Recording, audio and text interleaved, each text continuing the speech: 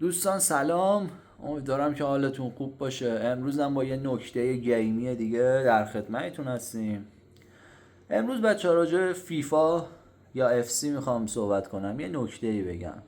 ببینید تو فیفا دقیقا مثل یه فوتبال واقعی مهمه که شما پلن گلزنی داشته باشین.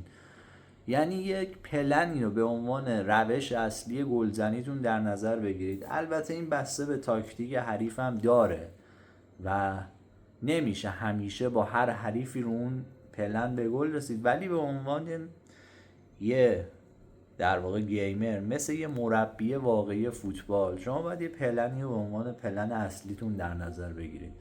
من 3 کلیپ میذارم، تو این 3 شما روش گلزنی رو ببینید.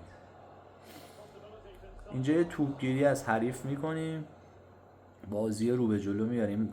من یه توضیح بدم که این بازی ها همشون رو حالت لژندری فیفا، سطح سختیش ببینید میاره یه عمق میده، عمق رو میبینه و میزنه. و حالا بریم بعدی.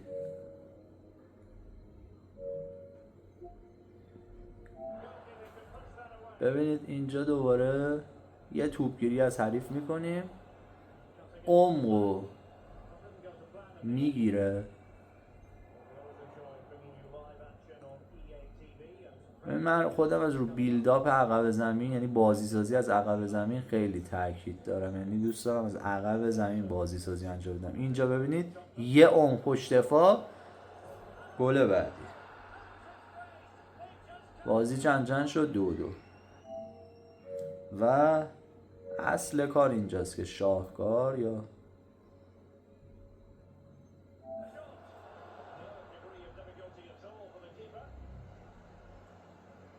ببینید یه توپگیری، یه پاس اون و دوباره پشت دفاع. 3 گل به یک روش، 3 گل با یک پلن.